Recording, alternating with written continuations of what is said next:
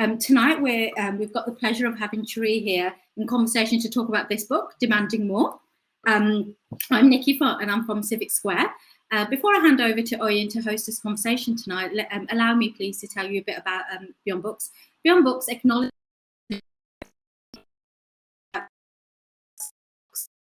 what they are and what they could be to us, bringing forward voices that encourage and cultivate conversations, offering narratives and ideas informed by our identity, experiences and dreams. This is a platform where books and other means of sharing stories are used to democratise knowledge, imagination and enjoyment. We envisage Beyond Books will be key to unlock the dream matter in all of us, strengthening our infrastructure to unleash the capacity to engage, to learn, to grow, to delve into the many possibilities for ourselves and our places. At the heart of Beyond Books are conversations and lived experiences, conversations and experiences that shine a light on voices that are committed to and passionate about change. And we're delighted to share the work of Sheree Atcheson tonight. In Demanding More, plug the book again, Sheree offers some powerful insights into diversity and inclusion from her own personal and professional experiences, as well as practical advice for measured and actionable change, which I think many of us probably would like to see. At Civic Square, we've been recently doing a deep dive into what we call human flourishing. We've moved away from the traditional and corporate approach of human resources and adopted what I'd like to think is a more humane approach. So Demanding More fits really well into this work, looking at HR or HF as we call it, with a more basic approach to inclusion. Diversity, equality and inclusion are not terms that we at Civic Square separate from ourselves as team members or as an organisation, but these are very much embedded into who we are. So I'm fascinated for tonight's conversation to learn more about how other organisations operate on this level and why we should be demanding more. Before I hand over to Oyin and Sheree, I'd like to welcome them on. Can I just remind folk who are on the call tonight that you can purchase a copy of Demanding More from our partner bookseller, This is Book Club, and we'll be sharing a chat in the link. So I think that's probably enough from me. So I'm going to say goodbye at this point and invite Oyin and Sheree to turn their cameras on. So thank you both.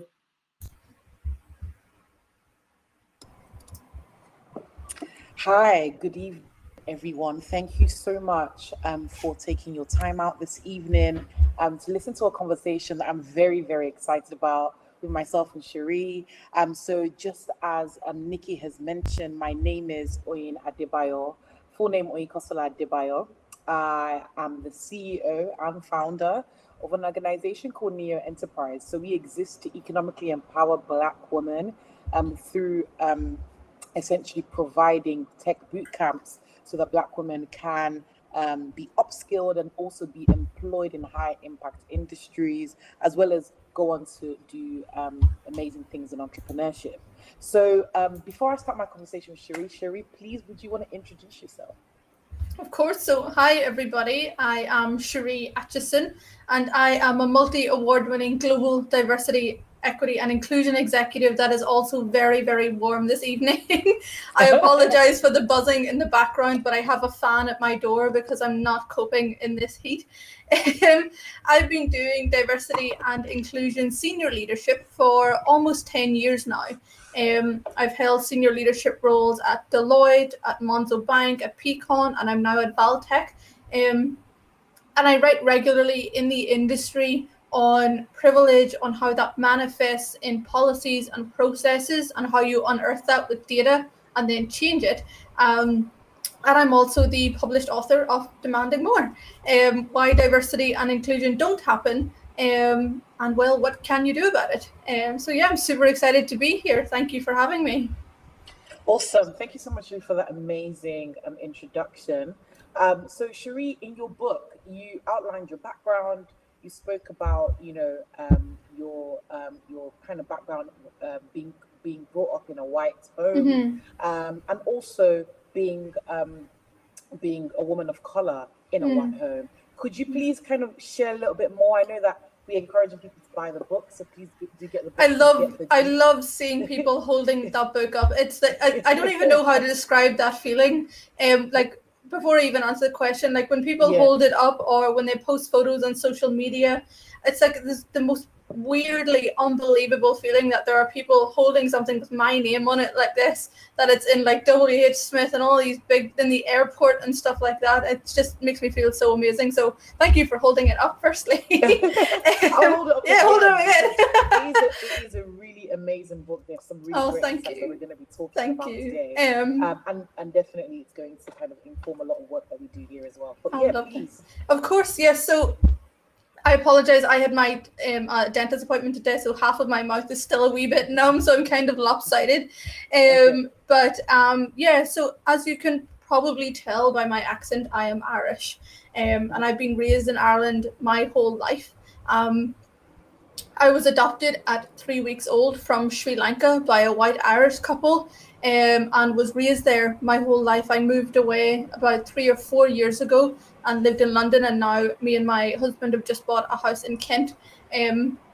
But congratulations. Thank you. Yeah, it's very exciting. Our first house that we bought after renting for what feels like forever and a day.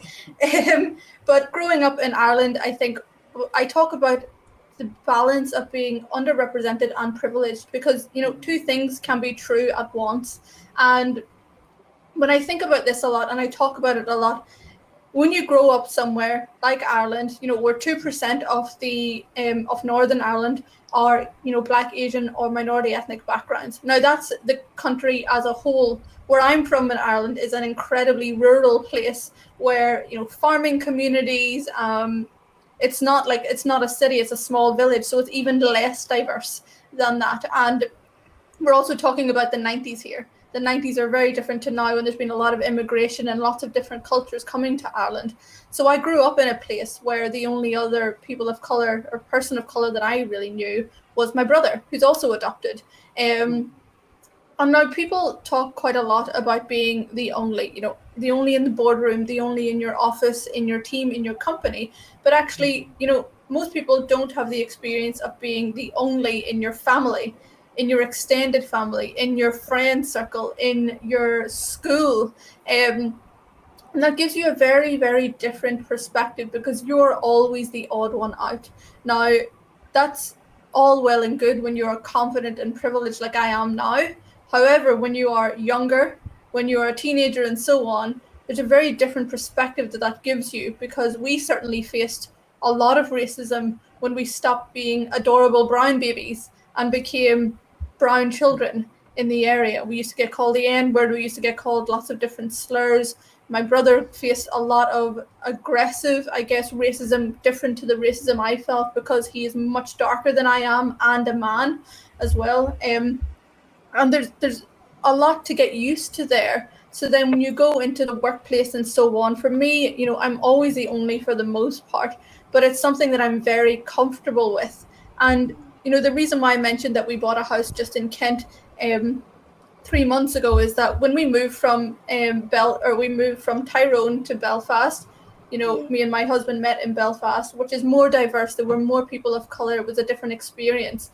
Then we moved to London, and I remember the first time we moved to London, we were renting a house in Streatham, and went to the local Tesco, and my husband is white, and we went in and I was like, oh my God, there are so many brown and Black people here. And I was like, we don't stand out, because when me and Sean, when we walk down, the street, sometimes people will look at us. People will say things, because it's not common. And it's interracial relationships are certainly not common, because there's not many people of color. And when we decided to buy a house, we bought here because it's a really lovely area. It's on the commuter belt and all of that. But the first thing that we knew we had to get used to again was the fact that, I'm going to be in the environment where I stick out again, because Kent is not diverse like London, and it's a very similar demographic to back home. And that kind of experience really shapes, I think, how you see things. But I also think the nuance is important. And it's why, I have a lot of privilege from being adopted. That very one snap decision that was made by my birth mother has given me everything that I have, which is an immense amount of privilege, despite also having hurdles. And that's the key thing that I really want people to get, is that this isn't binary, this isn't 1 or 0, this is incredibly nuanced. And for me, the privilege of being adopted the privilege of like, if I cover my camera, I sound like an Irish woman. People will assume I'm white. They don't see that I'm actually a brown woman, and therefore I have the anonymity that gives me. And that's what, with Demanding More, I really wanted people to go on that journey themselves, because it is difficult. But, you know, I think it's really important to have that self-awareness before you try and, you know, create environments for everybody else. You know, what are you doing at home? What are you doing with yourself first? So amazing. There's a lot I could actually unpack. I mean, from my experience, I grew up in Nigeria. Being around everyone is black. Everyone's black, and then my parents moved me to the UK. Right. Not because I was naughty, but because I was so. Because you know, normally, like it's because you're naughty that you get moved back. But I was so good that apparently I had to come to the UK to come to my secondary education. Oh, I see. So, and I remember getting put in a majority white area, and I was completely culture shocked because everything was different. But I think what made me even more shocked was how, first of all, my name is Oyin Kosola, right? I had to dumb it down to Oyin, you know, to a massive extent, because again, it wasn't something that was kind of, you know, my name is not as, you know, easy to pronounce, because obviously most people in a white environment aren't diverse. And also what you're talking about, having to think about diversity in where you live, is something that I face and I talk to people in my team about oftentimes. Is we talk about, oh, you know, I would love to live in this specific area in the country, but I can't be bothered for racism. Or you have students from our boot camp who get job opportunities with massive organizations in Belfast, but because they've never been to Belfast, they are scared of racism and microaggressions. And so it's really interesting to even talk about, from a foundational level, how racism affects us on a day-to-day basis. So as a woman of color, as a Sri Lankan woman of color, you know, obviously you've written this book to kind of challenge the status quo, and hopefully it gets into the right hands. So when I'm talking to partners, I'll be like, have you read the book? You know, have you read this book? Because I feel like a lot of the leaders in the organizations that we work with will really benefit from the stuff that you've written in here. But anyway, how did all of this experience that you had with yourself, with your brother, also being underrepresented but privileged, how did that kind of connect with the work that you did with Women Who Code? Because I'm very interested in that. Yeah, of course. So I guess that started, firstly, I'm the first ever Atcheson in my family to go to university. And I think it was last week, I just paid off my student loans. They're finally gone. All of the debt is gone. Lots of big moves. Thank you. For that day. Oh God, yeah, it's felt like it just kind of came out of nowhere, thankfully. But so I studied computer science because I was always very interested in technology. And when I was at university, I spent a lot of time actually on the internal Women in STEM, science, technology, engineering, mathematics groups, helping them showcase women. So in my course in computer science, there was 10 women out of a course of 100 people, and I was one of them. So very, you know, ungender balanced, as you would have expected. And so when I came out of university, I wanted to do something. So Belfast, you know, I also think people underestimate Belfast and Northern Ireland a lot. People view it as this kind of like place over there where everybody is still shooting each other and the bombs going off all of the time. It's not like that. It's a beautiful city. It has had so much investment, and the city has so much to offer.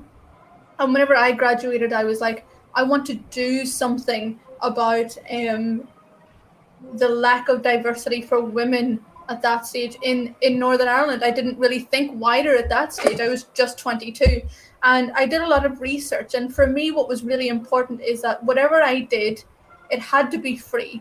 I come from a background where, you know, my family was on benefits. My parents ended up heavily disabled.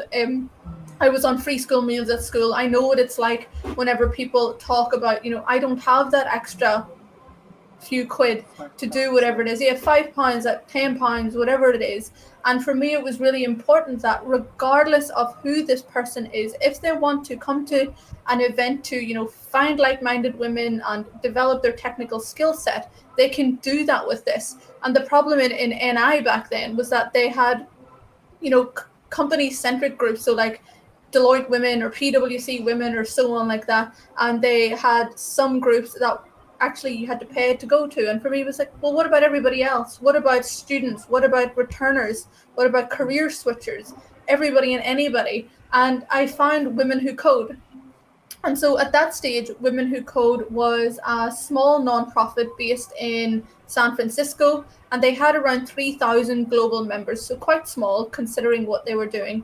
And they provided free monthly meetups in all of their regions for women to come together, to learn from specialists for free, to find networks and communities, and also find the jobs that they needed, because Women Who Code partnered with the big tech companies like the Twitters, the Facebooks, VMware, all of those places. And I had to think, and I was like, there's nothing like that in Belfast. You know, what can I do? And I was like, I'll give it a go. I'll bring it over here, see what I can do, see what the story is. And so brought it over, branched it to Belfast. Then I branched it to London and Bristol and Edinburgh. Also opened a branch down in Dublin, and then started expansion across EMEA. And I built up remote teams. I created a lot of partnerships with those big tech companies and startups and so on, to really, my role, or I guess what I wanted to do was to find a space for women to come together and nurture those technical skill sets, but ultimately so they could get the money they deserve for the jobs that they wanted to do. And now Women Who Code is the world's largest nonprofit globally dedicated to women in tech. So we just announced last week we have just over 290,000 global members and a presence in over 134 countries. I think that's phenomenal. The growth is amazing, like unbelievable. They have a job board, they provide education, they provide $1 million worth of scholarships to women in tech every year. So we're making a really big change with that. And I started as the UK founder, then moved into a global ambassador role where I helped build up remote teams globally, really championing the work of Women Who Code. And now I'm an advisory board member where I help them from a strategic perspective to actually, you know, how do we level up the organization? What do we do next? How do we make sure that actually Women Who Code is also inclusive itself before it even goes outside of that? Wow, so just so amazing. I mean, personally, I'm really passionate about technology and how especially Black women can actually contribute in tech. The way I got into tech, I'm not a techie myself, so just as you're a computer science graduate, I'm an economist, you know, who was studying poverty immensely, and I realized that actually one of the reasons why we're stuck in income poverty is the type of jobs that we're doing. And actually, a lot of the jobs that Black women are doing are going to be automated soon. So actually, that's when I decided, you know what, I need to do something about we got to do something, because I can't just research and just leave it there. So I decided to create the Black Coder Bootcamp.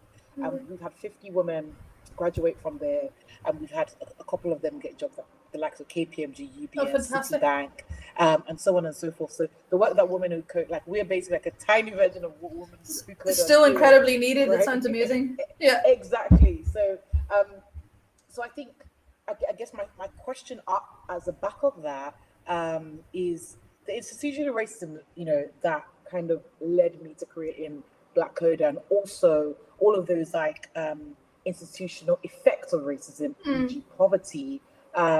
In your book, you actually spoke about data bias amongst, you know, minority groups. So you spoke about data bias amongst Black people and how like some data didn't kind of spot someone with larger lips and so on and so forth. What would be your solution to making sure that we have more of a diverse tech scene, not just within racial diversity, but even within sexual orientation, gender diversity as well? Not just at the starter level, because we focus a lot on getting Black women to get into tech, even to C-suites. I think what's really key here is that people must recognize that people are biased. You have to have a conversation where you cannot start this work if you try and pretend that everybody's a lovely person and everybody's great and they care about everybody. Everybody doesn't care about everybody, because if they did, we wouldn't be in the position that we're now in. We wouldn't be in the position where we have leadership in government and so on who actively do not care about other people and have make decisions with that in mind because they don't care. And what that means is that when we talk about the creation of technology systems, we must recognize that the people creating those systems are likely very biased. And that means that the bias that they have is going straight into how they build their algorithms, how they test it, how they use data to test it, what about their user research, all of the different things that you must be having checks and balances at, and we're simply not having it. And the problem with that is that we continue to just do more and more and more and more harm. And that's it. It's just getting worse and worse and worse because people are not holding people to account. And what's really key for me is, and the reason why I moved into this work full time, I moved into this work full time after I spent, I think, maybe 4 years as a volunteer, really specializing in it, learning it, understanding, but getting that lens. But at the same time was that I was a software engineer, and my role was creating inclusive systems for high profile public sector clients like governments and so on. So my work was really focused in on ensuring, actually, does this work for all of these different people? And if it doesn't, what are we going to do about it? And the key thing that we have to do is, in those environments, we have to make sure that we have checks before we sign something off. We have to make sure that actually, if we don't have people in the room that are not from different backgrounds to get that friction before you make a decision point, you must, at a minimum, have a user research groups and so on that you can reach out to use for that information. And what's happening now is tech companies and software solution houses are just taking shortcuts. It's like, oh, well, we should take this slant here to user research and do more. But no, we'll just go straight ahead and it's fine. It'll be okay. And it's not okay. And when it comes to supporting people from different backgrounds and very specifically Black women, for example, you have to understand, firstly, what and how are people represented in the business. What people are doing at the minute is they're making an assumption that actually, oh, I did this event or I did one policy change, we have an inclusive environment. Well, how do you know that? Would you roll something out to a client and assume it's successful without testing it, without doing user research groups with them, without listening and doing retros? Why are you not doing the same thing with your diversity and inclusion strategies, if you can even call half of them a strategy? And that's the problem that we have. Well, that's the problem that we have. And so with my work, it's really about getting the data on who is in our employee base, who's trying to get in, who isn't getting in, using that data as an overlay across processes and interrogating processes with data, but also regularly pulsing employees to understand how do, for example, Black women feel about the business, feel about management support versus, let's say, Asian women or white women. What about people with disabilities or neurodiverse people, people from poorer backgrounds, all of these different things that people just make a lot of assumptions. And again, assumptions are why we're in this position. We just can't do that anymore. I think what's even more interesting, I know that in your book as well, you mentioned about colorism, but I would like to kind of highlight something you mentioned about, I believe it was Unilever, how after BLM, they suddenly changed one of their lightning cream. The lightning creams to Glow and Lovely or something like that. Yeah, instead of Fair and Lovely, yeah. Instead of Fair and Lovely. That's a prime example of bad strategy in terms of, oh, let's just do something quickly so that we can seem to be listening. So this is not in my notes, but I'll actually want to lead on to this question. What's active listening? What does that look like? Because oftentimes I work with partners that say, oh yeah, we supported one of your events. That means we must be inclusive. We spoke to X amount of your students. That means we must be inclusive. But we want you to do X amount of work for us, to continue to do X amount of work without actually investing. So what does active listening look like to different groups of people to really foster a truly diverse and inclusive, not just diverse, but inclusive workforce? Yeah, I mean, I think that the Unilever example for me is a real example of, we want to do enough that allows us to still make the money we want off of colorism, but actually just put a sticky plaster over a gaping wound. And that's a really big problem because especially in, for example, Southeast Asia, around the caste systems that exist there and how darker, for example, women are treated versus lighter women. And then again, when we see that on a wider global scale, especially with Black women and dark Southeast Asian women, like there's a genuine issue that companies are very complicit in this, and that there's a decision that companies need to make in this scenario. Do you want to do something that makes the world better, or do you want to make money? And sometimes there is that decision, and if you're going to choose to do the thing that makes the money, that like in that instance, you're still going to sell lightning cream en masse. You're still going to have huge ads around a darker skinned woman putting on a cream looking upset, and then she's lighter skinned and suddenly she's glowing and she has a husband and she's a beautiful life. It's like, come on. You can't say you care and then do that. And that's why I wrote about that example. It was also I know, before I answer your active listening question, that I don't know if anybody watched the Indian matchmaker show that was on Netflix. Yes. And it was rife with colorism. Like, I watched it and I remember sitting with my partner and just being like, this is horrible. Like, the way that these people describe a slightly darker woman as like, it chastised her weight, they made her sound like she was this monster. Like, and it was just this horrible language that was just standard behavior, but nobody challenges it. People put it on Netflix. Here we go. But to like, here we go. To answer the active listening question, for me, there's a big difference in somebody listening to you to understand what you want to say, how you're saying it, and what it means, versus waiting for their turn to speak. So if you're speaking to me now and I'm listening, but I'm waiting for my turn to speak, I won't actually respond to what you said. I will just say what I wanted to say before you started to speak. I won't reference what you're talking about because I don't care. And that's a problem. The problem here is that people need to understand that when we talk about listening to people, we're talking about genuinely listening to understand what is that person saying before I develop my response. And I talk about the privilege of being listened to a lot, because for me, as someone who is listened to, as a senior leader in my industry, that the biggest privilege, or one of the biggest privileges you can have, is being listened to, because it means that people don't talk over you. It means they are willing to change their mind, likely based on what you will say. And it more than likely means that you're in a position of some sort of leadership. And leadership is a privilege. Nobody can tell me that it isn't. Regardless of what background you are, if you're in a leadership position that you are listened to, you are privileged. I am privileged because I have that voice that's used. And what people tend to do, though, especially when they're in rooms with leaders, is that leaders themselves facetiously listen. They wait till someone finishes and then they say what they wanted to say anyway. And that's a problem. Because leadership, again, for the most part, is a very small subset of society. And that small subset is highly dominated by white, heterosexual, financially stable, and mostly men. So again, we're creating this echo chamber that even when people are being brought into the room, no one's listening. So what we need to do is to make sure that we listen in a way that is genuine, but also that we use tooling, for example, to help with listening at scale. Like, there's no way you can listen to a company of, let's say, greater than 50 people. You can't listen to every single employee in the way you need to.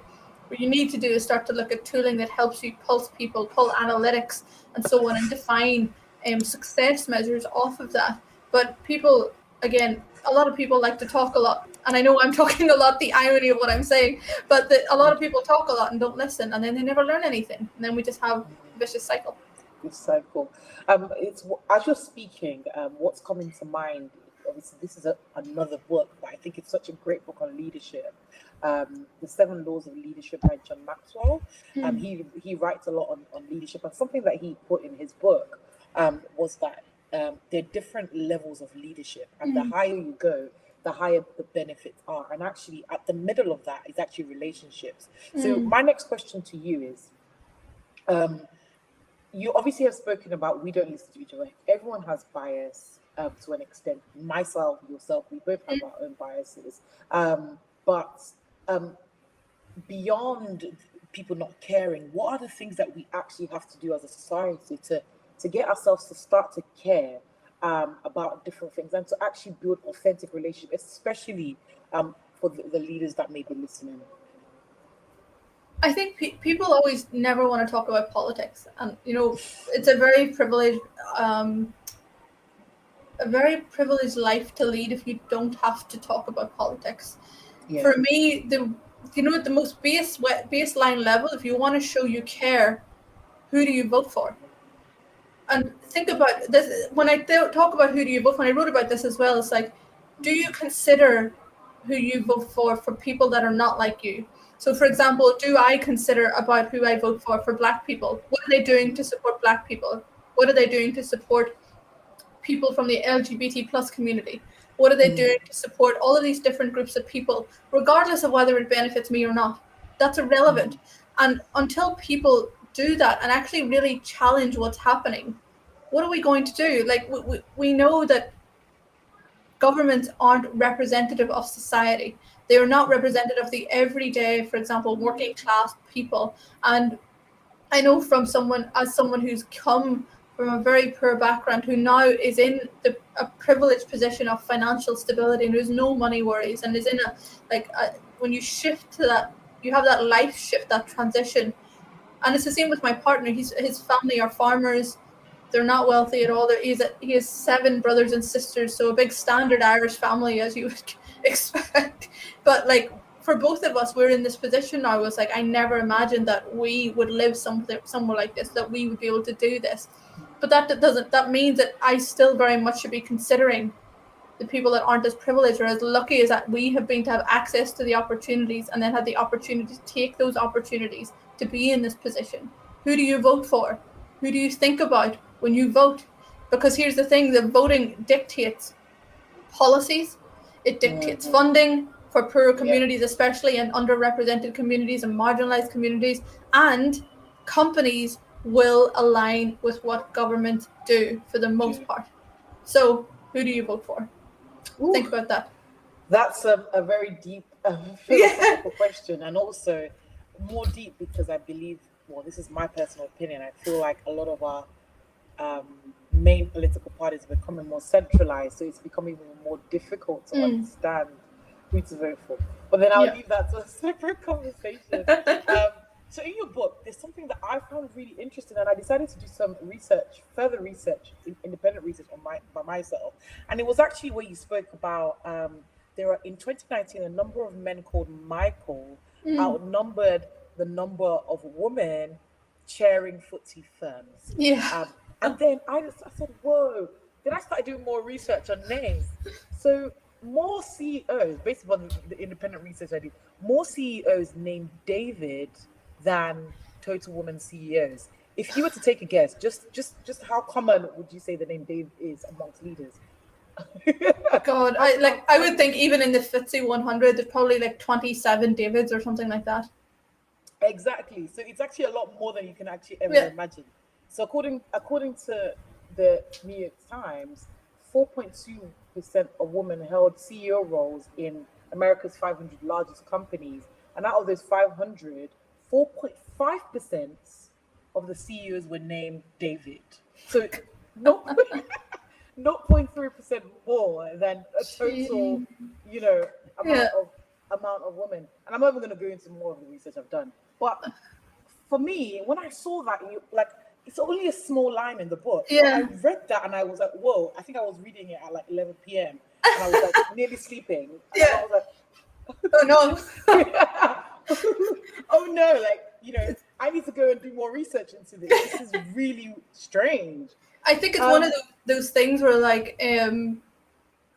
there's so many messed up things like that. Like one of the things that I when I do privilege awareness workshops is that people talk about in 2020, we had the most women CEOs represented in the FTSE 100. I think it was like 35% or something like that. But actually, none of them were Black or Latinx. So the women that were there were women or Asian, or white or Asian. So actually, do we celebrate that?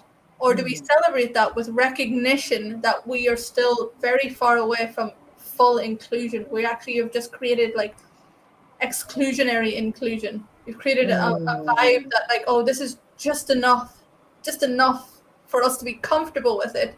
but not push and do the thing that we need to do. So we've spoken a lot about women. So how do we kind of work on becoming more inclusive for people of different gender, that are not cisgender essentially? Yeah. How do we actually build more inclusive workforces and inclusive environments for the trans community, for the LGBTQ plus community? Yeah, absolutely. I think the first thing is that whenever it comes to how you set up, for example, a new employee, it's not an inclusive experience when it comes to gender identity for the most part. More often than not, when people select their gender, it's just male, female, and that's it. But actually, you should be changing that to be much more inclusive of the different genders that exist, providing options for people to, say that they prefer to self-identify and so on, so as people can do that. I think what's also key is that if you need the gender that's listed on a passport to dictate why you need it, it's for pension setup and all of that stuff that might not have evolved yet, and it's out of your control, but still provide a field then that people can select their gender identity, because it may not match what's on that passport. It may not match what's on an ID document. And that's what's really key here, is that you think about what is the process for people that need and want to identify in a different way. The other key thing is actually, what about your benefits package? How does that work for example, let's say same-sex couples who are having children or want to have children? Have you made your policy very specific that actually it uses different genders, or it uses paternity, maternity, and so on? But actually, what about non-binary folks in that scenario that do decide they want to have children? So make sure that the kind of policies that are for relationships and couples and so on actually are working for other folks. Again, when it comes to medical care, and again, a lot of companies don't provide it yet, but especially smaller companies, because they don't have the remit to do it yet. But here's the key thing, is that to remember that as you scale your benefits and so on, scale too. And think about, let's say trans healthcare. How do you provide that in your medical package? Do you provide it in your medical package is the first question. And if you don't, why not? And what's the reason? And share that reason if you don't provide it. Because people need to know that actually, if you're considering it, why haven't you done it if you're not able to? And then if you are doing it, actually making sure that you get healthcare that really does work for different groups of people. And there's really baseline small things like, making sure that people share pronouns and email signatures, providing optional fields in, let's say, Slack, or in when people apply to share their pronouns, so you can make sure people are being referenced in the way that they need to be and they want to be. But at a level that people seem to think that, like, LGBT plus, for example, inclusion is just about having a big float at Pride. But actually, what about the benefits? What about the policies? What about people that transition? What about people that share that data and want to be able to change it? So, for example, people will send out a form to get employee data once. People can change their gender identity. People can become disabled, for example, and so on. How do you make sure that you provide a system that's really easy to do that? Even think about, let's say, you're when we used to go into offices and you had a pass with your photo on it. What's the process for changing that if someone needs to get a new photo? Now, do you consider that, just normally, every 3 years, everybody gets a new pass? If somebody transitions, they're likely going to want a new photo. Think about these kinds of things. And they might seem quite small, but I think it's when you put it together, it makes such a difference. Yeah. Oh, amazing. So I'm going to move on a little bit into your work on privilege. I found the privilege walk exercise really, really interesting. Yeah. And I actually did it with some people in my team. Oh, good. And it was interesting to kind of find our scores. I think I got like 5 or something. So it was just really, really interesting to read it. And I also saw that you did some work with Andy Iron. You spoke to Andy Iron quite a lot in relation to Black founders and being VC backed. Andy Iron is also in my network, so he's such an amazing and he's lovely. He's an amazing person. So how is it that we can? My question is, how can we have inclusive environments that basically help people who may be more privileged to get people who may be less privileged? I don't want to use the word less privileged, to come into that space where everyone is just, there's a more inclusive environment and everyone is working from the same level playing field. Yeah, and I think firstly, there are very privileged people, and there are people that are underprivileged, and I think part of the conversation has to be that people recognize that. And some people will try and use fluffy language and make it up, but the point is they're underprivileged because they're underserved, because people have not considered those groups of people. Now, when it comes to, I guess, engaging the more privileged groups and engaging, for example, allies, for me, the real conversation has to start with, at a minimum, self-awareness. Because very often people jump from, I want to be an ally, to this is what I'm going to do. But actually, the journey part starts here. What about your own journey? How has privilege affected that positively or negatively if you don't have access to the same opportunities as your counterparts? How have you existed in the world versus someone else? And that's why the privilege walk for me is really insightful, because everybody answers the same thing. You all start at the same level. Like my score when I wrote the book, sorry, it's like I'm Irish slang, was -11. But now I know if I did the privilege walk, I would definitely be higher, because my financial stability and security is much, much different. And it's important, that transition, when you understand this, this thing shifts, it changes. To me, when it comes to engaging allies and people that need to be involved in this work, it's really, really key that they recognize, where am I at? What has brought us to this decision? And what can I do with it? And I use, I guess, a framework of moving from awareness to education to action. And that journey is really key, because it's a continuous cycle. It goes around and around and around. You don't just learn something and then that's you finished. It's a continuous understanding. And for people to do that, I think it's also really important that people recognize that privilege isn't, 1 or 0.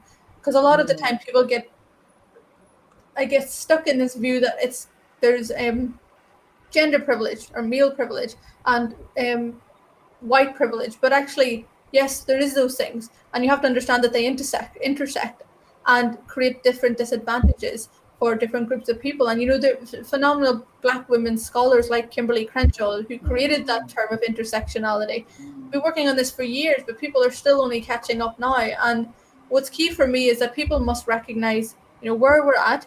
I use data to show them where we're at, so as they can't disagree with it. Like, if you're going to tell me that, you hire the best person for the job all of the time, and I do analysis on the data, and I see that, let's say specifically at the video stage, that people who've shared their data that are from a poor background always fall out at that stage, what are you going to tell me?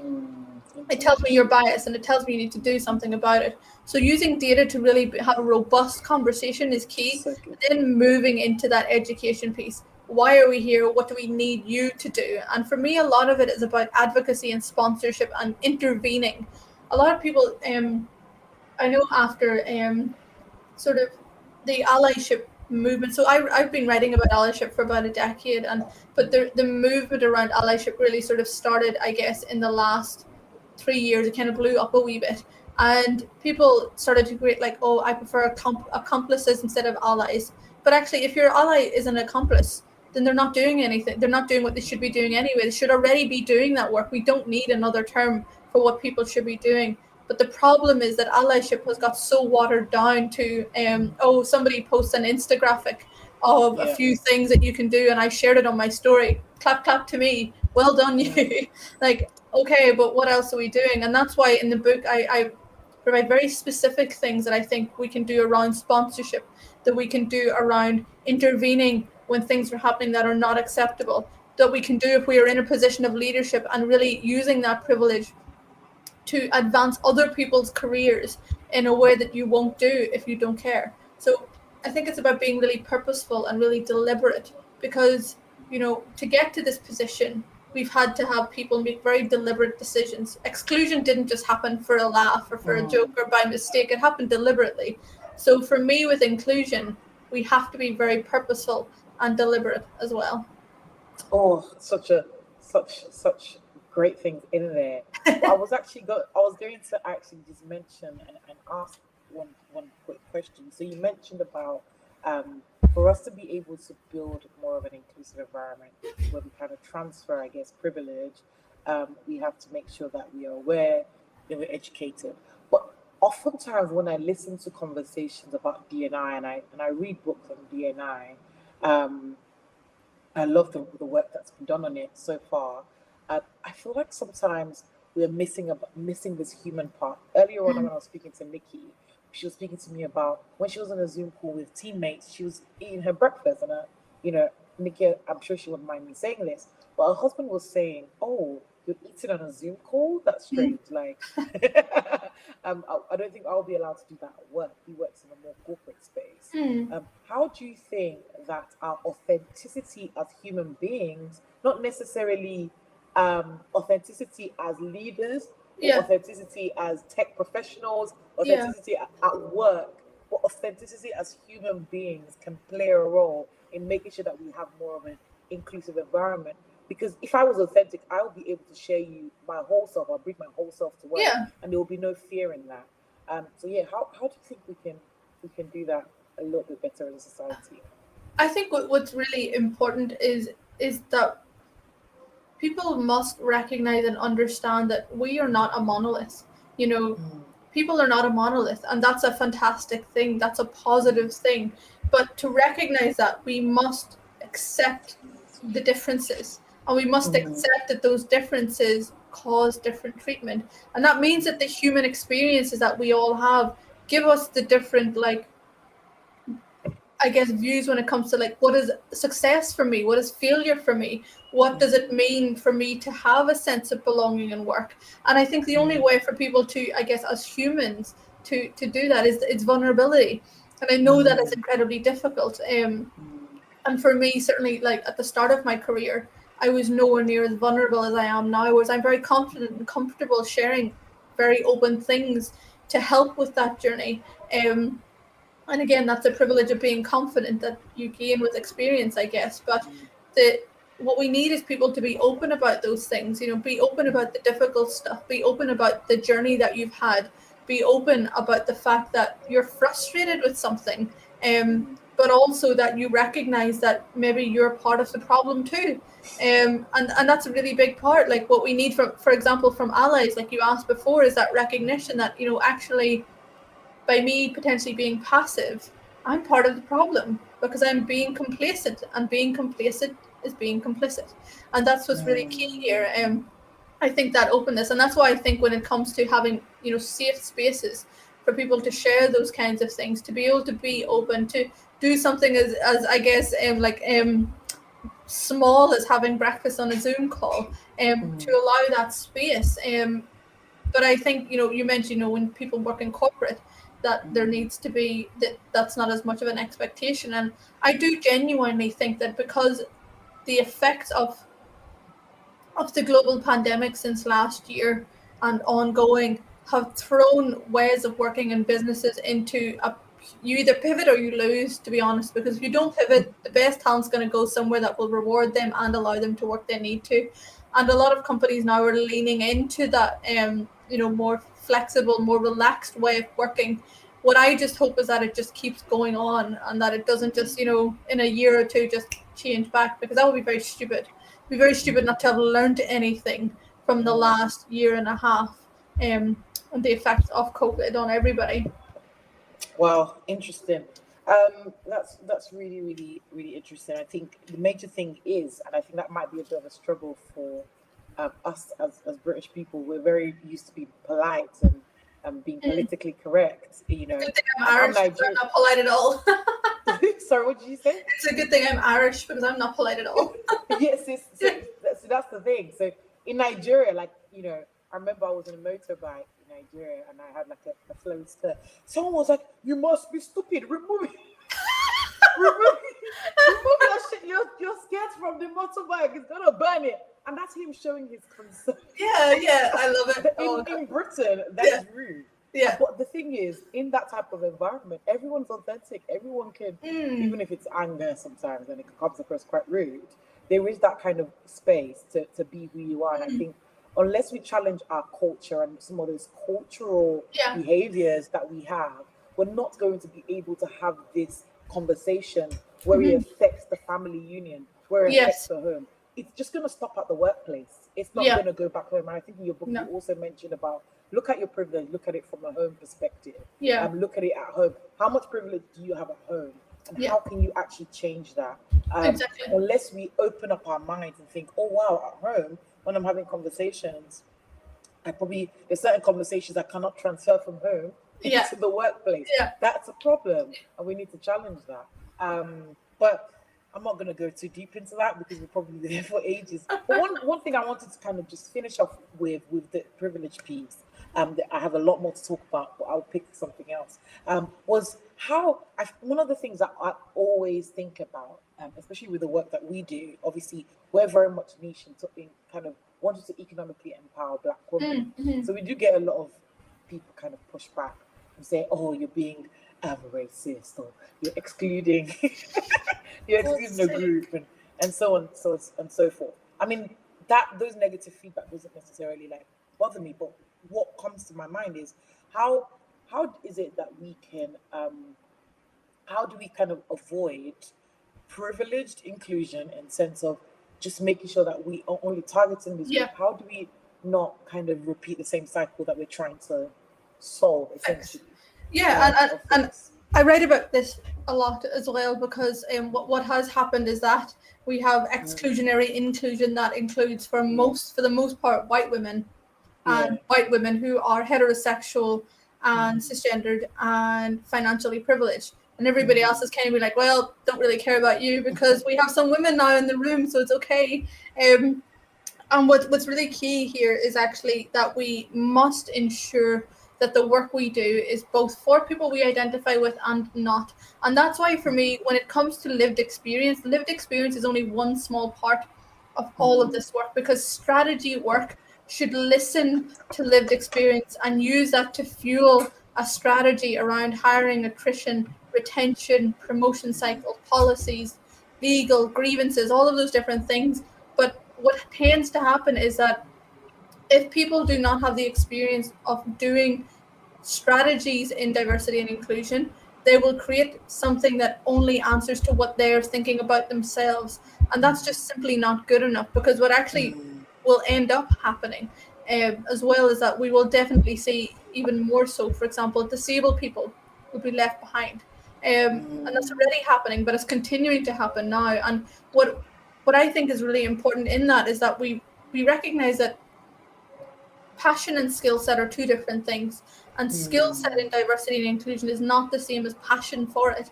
And sometimes it's important to recognize that if that is you, are you the right person to develop the strategy?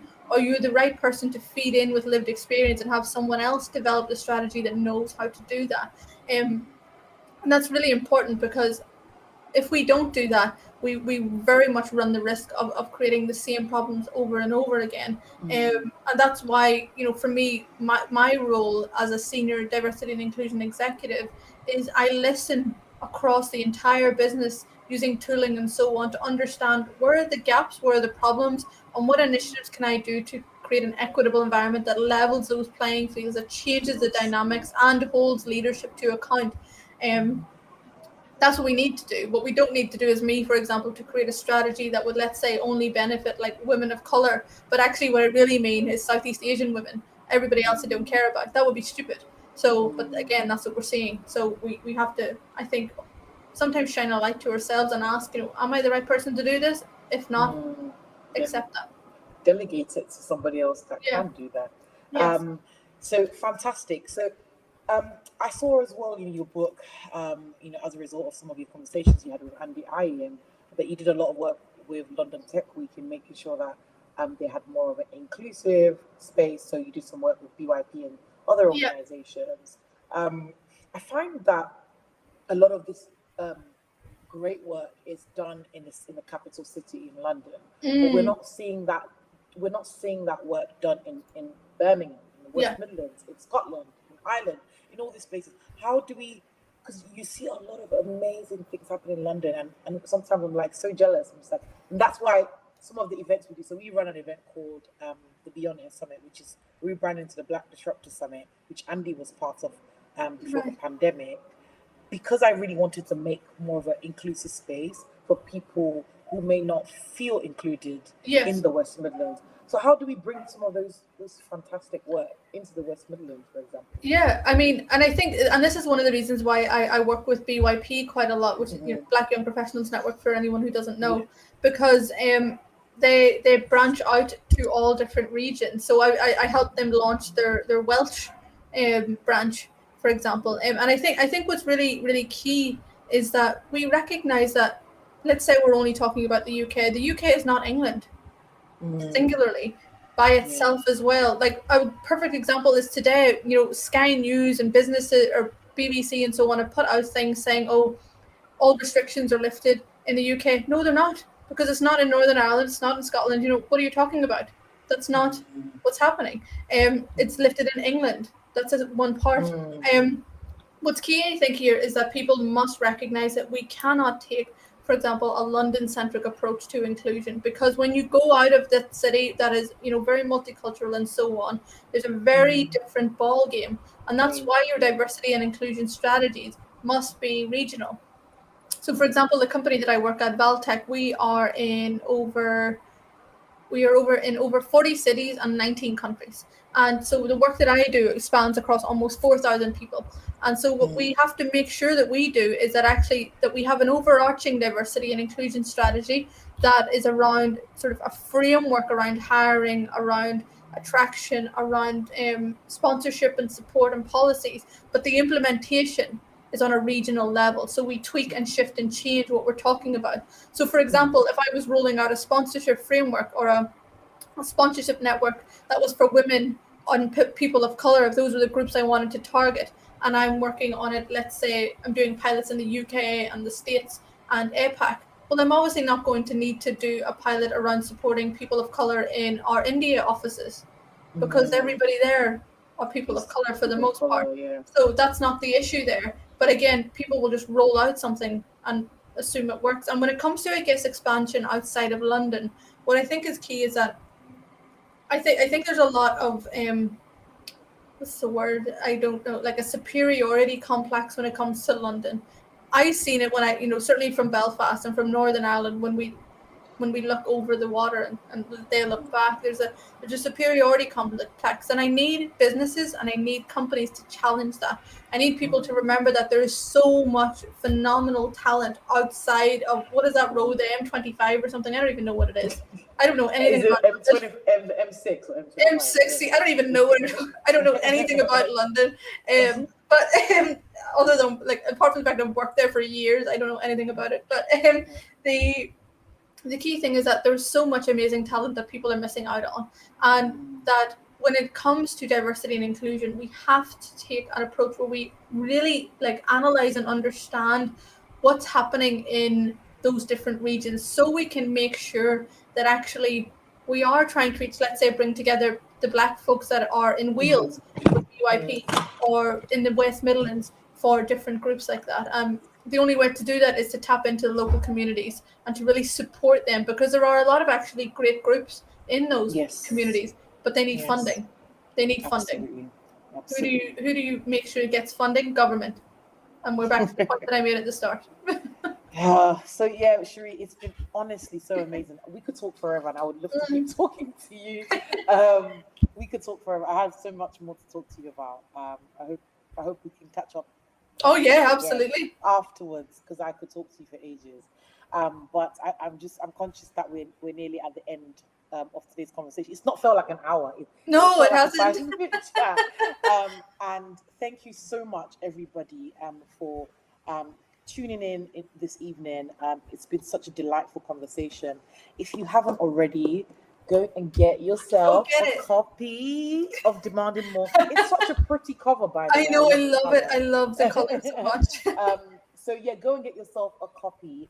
It's full of data-packed and also evidence-based research on diversity and inclusion. And not just something that we talk about because it's the next thing to talk about, or it's the latest trend, but actually something that actually makes an impact in our world and in our society. Sheree, it's been so amazing to host this conversation with you. I'm truly honored, and Thank you. And I have a lot to learn from you. So thank you so much for taking time out this evening to have this conversation with me. I'm really, really honored.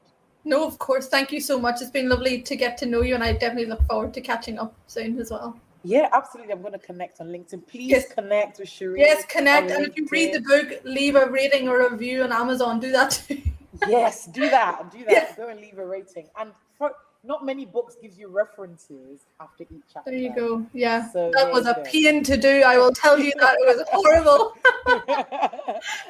So yeah, it's such a great book. Thank you so much. Really appreciate it. Perfect. Thank you. Have a lovely evening. And you too. Bye-bye. Bye bye.